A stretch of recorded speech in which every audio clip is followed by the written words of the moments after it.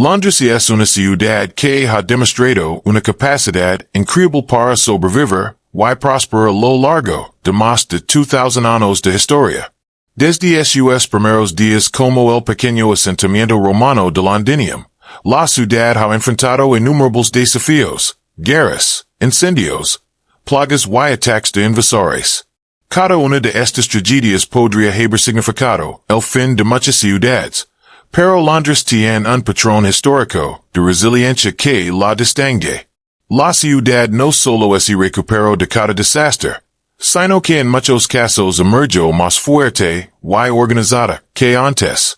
Este proceso de destrucción y renacimiento se repite a lo largo de su historia, desde la devastación causada por la rebelión de Boudica hasta los bombardeos durante la Segunda Guerra Mundial. La capacidad de Londres para reconstruirse refleja no solo su fortaleza física, sino también la determinación de sus habitantes y la importancia estratégica de su ubicación sobre el río Támesis.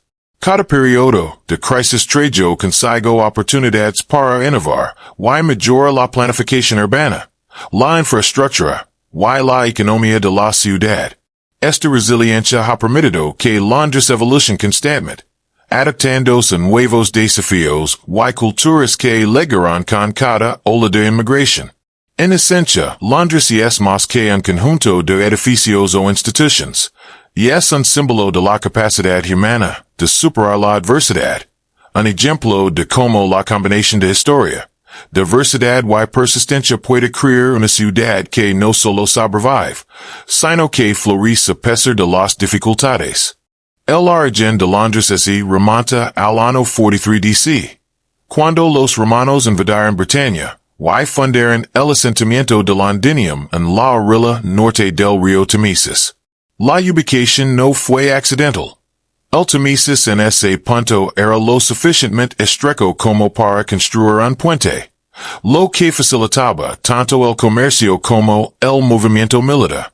Londinium fue concebido como un centro comercial estratégico, conectando rutas terrestres y marítimas dentro del Imperio Romano, lo que permitió que llegaran comerciantes, soldados, artesanos y funcionarios de distintas regiones. Al principio, era un pequeño asentamiento con casas de madera y calles sencillas, pero su planificación reflejaba la organización romana. Calles rectas, bloques bien delimitados, y espacios públicos que incluyen foros y mercados. Estos espacios no solo eran funcionales, sino que también simbolizaban la autoridad y la presencia romana en la región. La infraestructura inicial sentó las bases para un crecimiento futuro, y que las redes de suministro y transporte garantizaban la estabilidad económica del asentamiento. Además, Londinium comenzó a atraer a personas de distintos lugares del imperio, incluyendo Italia, África del Norte y el Medio Oriente, convirtiéndose en un crisol cultural desde sus primeros días. La decisión romana de fundar la ciudad en este lugar estratégico no solo marcó el inicio de Londres, sino que estableció un patrón de planificación urbana y fortificación que influyó en las etapas posteriores de la historia de la ciudad. En resumen, el origen romano de Londres no solo creó un centro de comercio y administración, sino que también sentó las bases para la ciudad global que conocemos hoy. Uno de los episodios más dramáticos en la historia temprana de Londres fue la rebelión liderada por la reina celta Boudica. En el año 60 DC Boudica era la líder de la tribu Icena, y se rebeló contra el dominio romano debido a la opresión, los altos impuestos, y el trato brutal hacia su pueblo. En ese momento, Londinium era un asentamiento romano nuevo y vulnerable, con una población aún pequeña y una infraestructura básica de madera y calles sencillas. Cuando Boudica y su ejército atacaron la ciudad, Londinium fue devastada por completo. Casas incendiadas, ciudadanos asesinados, y el asentamiento reducido a cenizas. Este ataque demostró la fragilidad de la ciudad en sus primeros años, y puso a prueba su capacidad de recuperación. Sin embargo, La historia de Londinium no terminó con esta destrucción. Tras la derrota de Boudica por las legions romanas, se decidió reconstruir la ciudad de manera más fuerte y organizada. La nueva Londinium fue levantada con edificios de piedra, calles más amplias y estructuras públicas sólidas que representaban tanto poder como seguridad. La rebelión de Boudica no solo fue un momento de conflicto, sino que también marcó el inicio del patrón histórico de Londres. Cada destrucción servía como catalizador para la renovación y el fortalecimiento. Este evento se convirtió en un símbolo temprano de la resiliencia de Londres, mostrando que incluso ante la completa devastación, la ciudad podía reconstruirse y emerger más poderosa, sentando las bases para convertirse en el centro político y económico de Bretaña en los siglos posteriores. Tras la devastadora rebelión de Boudica, Londinium no solo fue reconstruida, sino que se transformó en una ciudad mucho más fuerte y organizada. Los romanos aprovecharon la oportunidad para consolidar su control en Bretaña, erigiendo edificios de piedra en lugar de madera, ampliando las calles y reforzando la infraestructura pública. Se construyeron grandes foros, mercados, basílicas y templos que reflejaban la autoridad y la cultura romana, mientras que un anfiteatro y fortificaciones militares garantizaban la seguridad de los habitantes. Esta planificación avanzada convirtió a Londinium en un centro de poder político y económico, capaz de atraer comerciantes, artesanos y administradores de distintas partes del imperio. La población creció rápidamente, alcanzando aproximadamente 60,000 personas hacia finales del siglo I, consolidando a la ciudad como la capital provincial de Bretaña. La reconstrucción también fortaleció las rutas comerciales, gracias a la ubicación estratégica sobre el río Támesis y la red de caminos romanos que conectaban Londinium con otras regiones. Además, la ciudad se convirtió en un símbolo de la resiliencia romana. Tras la destrucción total, no solo recuperó su actividad, sino que emergió con mayor planificación, organización y prestigio. Este periodo marcó un cambio decisivo en la historia de Londres, ya que la infraestructura y la población establecieron las bases para su desarrollo futuro. En esencia, la reconstrucción romana transformó a Londinium en un centro urbano, político y económico de relevancia internacional, demostrando que la ciudad podía prosperar tras la adversidad y sentando el precedente de la fortaleza histórica que caracteriza a Londres hasta hoy. En el año 410 DC, el Imperio Romano decidió retirar sus últimas legions de Bretaña debido a dificultades internas y amenazas en otras fronteras. Esta decisión tuvo un impacto profundo en Londinium, que quedó casi desierta sin la protección militar en la administración romana.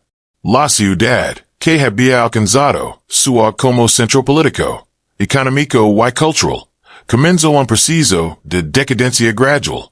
La infraestructura romana, como puentes, termas, fortificaciones y edificios administrativos, quedó sin mantenimiento y empezó a deteriorarse con rapidez. Las calles y mercados, antes bulliciosos, quedaron vacíos y muchas áreas urbanas quedaron en ruinas. La población disminuyó drásticamente, y solo unos pocos habitantes permanecieron en los alrededores, sobreviviendo de manera precaria. A pesar de este abandono, los vestigios romanos dejaron un legado duradero. Las murallas, los puentes y la red de caminos continuarán sirviendo como base para futuros asentamientos. Estas estructuras garantizarán que la zona permanecerá estratégica para el comercio y la defensa, lo que facilitó la futura repoblación durante la era anglosajona. El abandono romano marcó una pausa en la historia de Londres, un periodo en el que la ciudad perdió temporalmente su importancia, pero nunca su potencial. La planificación urbana y la infraestructura dejadas por los romanos sirvieron como cimientos sólidos sobre los cuales se edificaría el renacimiento anglosajón. En este sentido, Onc Londinium Pericia Desmorinars. El legado romano siendo las bases de la resiliencia histórica de Londres, demostrando que incluso en el abandono, la ciudad mantenía la capacidad de resurgir. Tras el abandono romano, Londres experimentó un renacimiento gracias a la llegada de los anglosajones, tribus germánicas provenientes de lo que hoy es el norte de Alemania y Dinamarca. Estas comunidades no se asentaron directamente sobre las ruinas romanas, sino que establecieron un nuevo asentamiento conocido como Londinium, en el lado oeste del río Támesis, en la zona que hoy corresponde a Covent Garden. Aunque los anglosajones tenían sus propias costumbres y formas de planificación, aún podían apreciarse las influencias romanas en la disposición de caminos y murallas. Londinium se convirtió en un puerto comercial pequeño pero activo, donde artesanos y comerciantes locales desarrollaron la economía y fomentaron el intercambio marítimo con regiones cercanas. La lengua, las creencias y las costumbres anglosajonas dieron una nueva identidad a la ciudad, mientras que gradualmente la comunidad pagana adoptó el cristianismo, consolidando un centro religioso y cultural. La construcción de la Catedral de San Pablo en el año 604 por Melodus, el primer obispo post-romano, marcó un hito importante en esta transformación. Durante este periodo, la población creció hasta alcanzar aproximadamente 10,000 personas, consolidando a Londres como un centro urbano sostenible. La combinación del legado romano y la innovación anglosajona fortaleció la estructura económica, religiosa y social de la ciudad. Este renacimiento demostró que Londres no solo podía sobrevivir al abandono y la destrucción, sino que también podía adaptarse, evolucionar y emerger con una identidad renovada, sentando las bases para enfrentar futuros desafíos como los ataques vikingos y la posterior influencia normanda. A comienzos del siglo IX, Londres enfrentó una de sus primeras grandes amenazas externas tras la llegada de los vikingos provenientes de Escandinavia. Estos invasores no solo buscaban sequer, sino también asentarse en territorios estratégicos, y Londres, con su puerto activo y su comercio floreciente, se convirtió en un objetivo clave. Los ataques vikingos comenzaron alrededor de la década de 830. Y se intensificaron con el tiempo, afectando gravemente la estabilidad de Londinium y las comunidades circundantes. En el año 871, la ciudad fue ocupada por el ejército pagano conocido como Great Heathen Army, que se asentó dentro de las antiguas murallas romanas, aprovechando la infraestructura heredada de los romanos. Esta ocupación representó un peligro significativo para la ciudad, y que los vikingos buscaban controlar permanentemente Londres, no solo saquearla temporalmente. La población anglosajona y las autoridades locales enfrentaron grandes desafíos y tuvieron que implementar estrategias de defensa y reorganización. Fue bajo el liderazgo del rey Alfredo el Grande que Londres pudo recuperar su estabilidad. En 886, los anglosajones recuperaron la ciudad y trasladaron el asentamiento al interior de las murallas romanas, renombrándola Lundenburg. Se reconstruyeron fortificaciones, puentes y estructuras defensivas, reforzando tanto la seguridad como el comercio. Gracias a estas reformas, Londres no solo sobrevivió a la amenaza vikinga, sino que emergió más segura y organizada, consolidando su papel como centro estratégico y comercial en la región. Este periodo demostró la capacidad de la ciudad para adaptarse, defenderse y fortalecerse frente a invasiones externas. El año 1066 marcó un hito crucial en Louisiana historia de Londres con la conquista normanda liderada por Guillermo el Conquistador, tras derrotar al rey Harold Godwinson en la batalla de Hastings. Esta conquista no solo cambió el control político de Inglaterra, sino que transformó profundamente la estructura urbana, defensiva y administrativa de Londres. Guillermo avanzó hacia la ciudad para ser coronado en la abadía de Westminster en Navidad, consolidando su autoridad. para asegurar su dominio. Los normandos construyeron fortalezas en toda la ciudad y el país. La más destacada fue la Torre de Londres, inicialmente de madera y luego reconstruida en piedra. Este edificio no solo tenía una función defensiva, sino que también proyectaba el poder de la monarquía y servía como símbolo de control sobre la población. Durante este periodo, Londres continuó creciendo en población y relevancia económica, superando a Winchester como centro político y comercial del reino. Las fortificaciones normandas ofrecieron seguridad física y estabilidad, pero también un control psicológico, recordando a los ciudadanos la autoridad del nuevo gobierno. Además, la conquista normanda consolidó la organización administrativa de la ciudad, integrando estructuras judiciales y de gobernanza que fortalecieron el papel de Londres como núcleo del poder real. Este periodo sentó las bases para su desarrollo futuro, convirtiendo a Londres en una metrópolis medieval con importancia estratégica, política y económica, y marcando el inicio de su identidad como centro de poder centralizado y núcleo de influencia en Inglaterra. Durante la Edad Media, Londres se consolidó como un centro urbano clave gracias a su crecimiento poblacional, su actividad comercial y el establecimiento de instituciones políticas que promovieron el autogobierno. Hacia el año 1100, la ciudad contaba con aproximadamente 15,000 habitantes, y para 1300 su población superaba los 80,000, convirtiéndose en el centro urbano más grande y importante de Inglaterra. La economía medieval de Londres floreció gracias a la llegada de comerciantes extranjeros, artesanos especializados, y comunidades diversas, tejedores flamencos, comerciantes de vino franceses, marineros daneses y alemanes, y una significativa población judía contribuyeron con sus habilidades y conocimientos, fortaleciendo la red comercial de la ciudad. Los gremios desempeñaron un papel esencial, organizando oficios como tejedores, merceros, cerveceros, orfebres y carniceros, estableciendo estándares profesionales y asegurando la estabilidad económica. Políticamente, Londres comenzó a obtener mayor autonomía.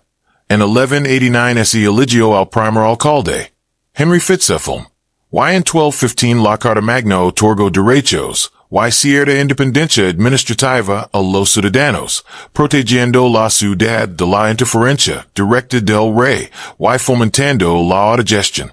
Estas instituciones permitieron que Londres desarrollara un sistema administrativo y judicial propio, consolidando su identidad cívica.